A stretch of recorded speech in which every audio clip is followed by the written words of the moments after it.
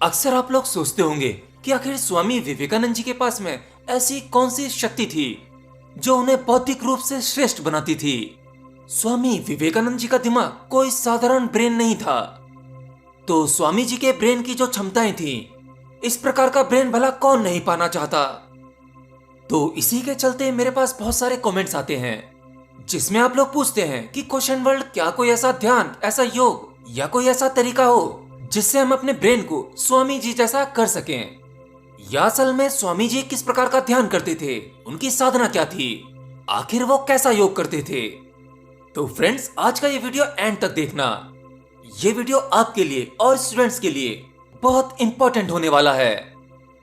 तो पहले जान लेते हैं कि स्वामी विवेकानंद जी कौन से प्राणायाम करते थे जिससे उनकी बुद्धि इतनी तेज हो सकी। देखिए, स्वामी विवेकानंद जी मुख्य रूप से 3 प्राणायाम करते थे और वही 3 प्राणायाम वे अपने भक्तों को भी बताते थे। जिसमें सबसे पहला प्राणायाम था गहरी श्वासों की लयबद्धता। श्वास ऐसी नहीं जैसी आप नॉर्मल लेते हो। नॉर्मल जिस प्रकार की श्वास आपकी चल रही है, जैसी चल रही है, इसकी वजह से आपका जो अस्तित्व है वो आप हो।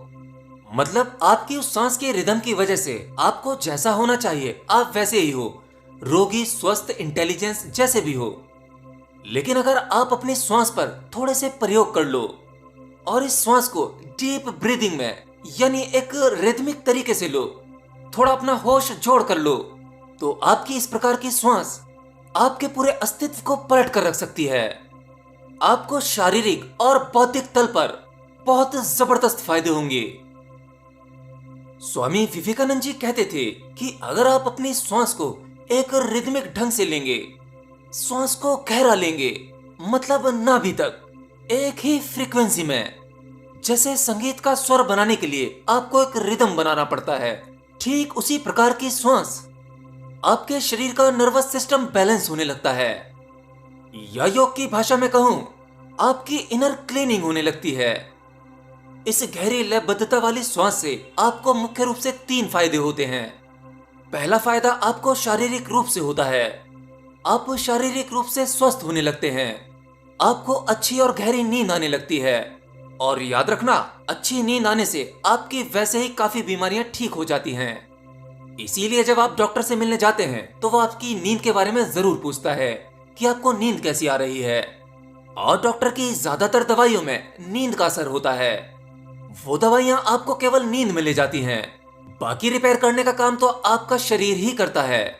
आपका शरीर स्वयं ही डॉक्टर है। एनीवे, तो ये तो था पहला फायदा। और इस डीप ब्रीदिंग का दूसरा फायदा है, आपके चेहरे पर एक आकर्षण आ जाता है।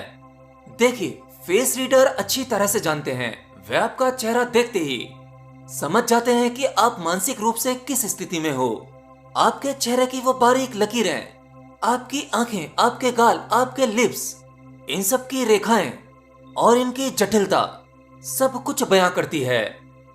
जब भी तो कोई बच्चा भी देखकर बता देता है कि मेरे स्कूल का फला फला टीचर काफी स्ट्रिक्ट है, एकदम खड़ूस दिखता है, या मेरी वो वाली मैडम बहुत खड़ूस हैं। बेशक आपका उसने कुछ ना बिगाड़ा हो, लेकिन आपको वो चेहरे से देखने में वैसा ही लगेगा जैसा उसका चेहरा बताता है, बयां करता है। तो इस डीप ब्रीदिंग से आपके चेहरे पर एक कोमलता आ जाती है, एक अट्रैक्शन, एक प्रेम भाव आ जाता है। आपके चेहरे से ही आपका व्यक्तित्व आकर्षक लगने लगता है। और स्वामी विवेकानंद जी का व्यक्तित्व बहुत ही आकर्षक था। उनके चेहरे पर वो तेज, वो अट्रैक्शन था कि लोग उनकी तरफ खींचे चले जाते थे। उनकी आंखें मानो लोगों को हिप्नोटाइज कर देती थीं। तो लंबे समय तक डीप ब्रीदिंग का प्रयास करने के बाद आपका व्यक्तित्व आकर्षक होने लगता है। और इससे तीसरा फायदा जो होता है वो आपको भीतरी रूप से मिलता है, यानी आप मानसिक रूप से शांत होने लगते हैं। अब किसी भी प्रकार की परिस्थितियां आपको डिसबैलेंस नहीं कर सकती। आप हर एक चीज को बड़े शांति से देखते हैं। आपकी बातें मधुर होने लगती हैं, कोमलता आ जाती है। और दूसरा प्राणायाम जो स्वामी जी करते थे वो है नाड़ी शोधन, जो आपके शरीर की सभी नाड़ियों को शुद्ध करता है। जब आप अपने राइट साइड के नोस्ट्रल को बंद करके लेफ्ट नोस्ट्रल से सांस लेते हैं और श्वास को गहरा लेते हैं, और फिर लेफ्ट नोस्ट्रल को बंद करके राइट साइड से श्वास को निकालते हैं, यानी अनुलोम विलोम। इससे आपके ब्रेन की सोए हुए तंतु सक्रिय होने लगते हैं और आपके शरीर और ब्रेन में शक्ति या कहें ऊर्जा का प्रवाह तेज हो जाता है, जो आपको शारीरिक और मानसिक रूप से एक ऊंचे स्तर पर ले जाता है। और हाँ, स्वामी जी के ये तीनों प्राणायाम कोई भी व्यक्ति कर सकता है, इसके कोई नुकसान नहीं है।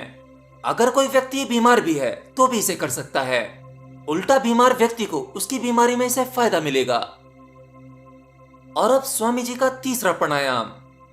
आपको अपनी नाक के दोनों नोस्ट्रिल से गहरी सांस लेनी है।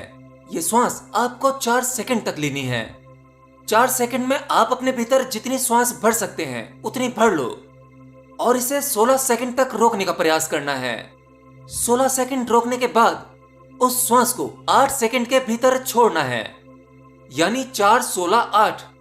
4 सेकंड में सांस को लेना है, उसके बाद 1, 2, 3 करके 16 सेकंड तक अपने भीतर रोकना है और फिर 8 सेकंड तक धीरे धीरे सांस को छोड़ देना है।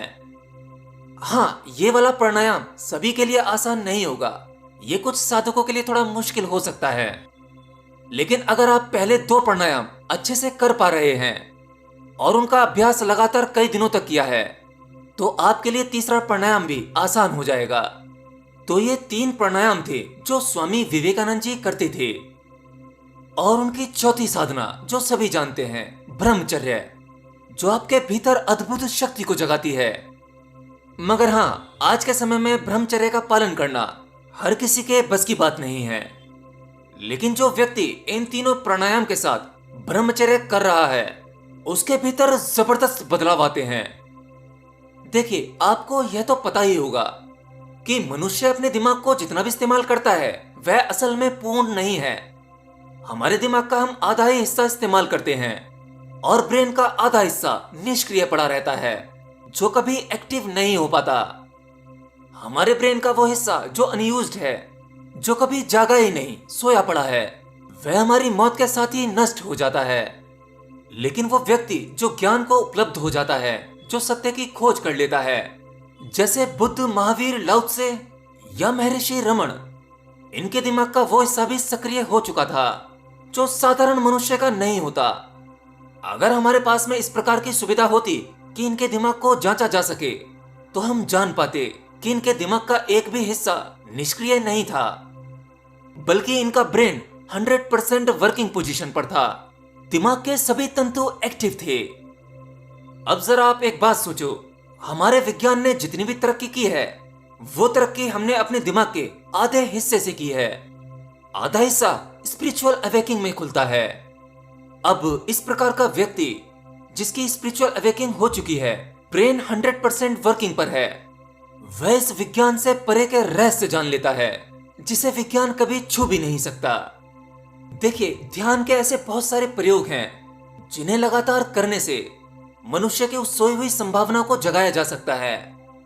और इन सभी प्रयोगों को मैं करना चाहता हूँ और उसके लिए मैं अपने एक प्रोजेक्ट पर काम कर भी रहा हूँ। अभी कुछ पेपर वर्क चल रहा है, प्लान तैयार हो रहा है, बस उसे एग्जीक्यूट करना बाकी है और उसे मैं अकेला नहीं कर सकता। उसके लिए मुझे आपकी मदद चाहिए होगी, बस बहुत थोड़ी सी मदद।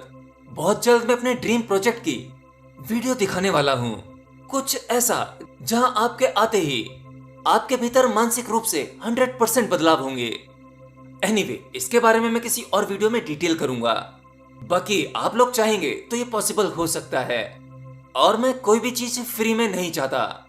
आपकी चैरिटी के बदले मैं आपको कुछ तो देना ही चाहता हूँ। अभी उस बारे में भी सोच रहा हूँ। आपकी राय इस प्रोजेक्ट में मायने रखती है और अपनी राय को कमेंट बॉक्स के जरिए मुझे लिखकर बता सकते हैं। इसे आगे करना है या नहीं।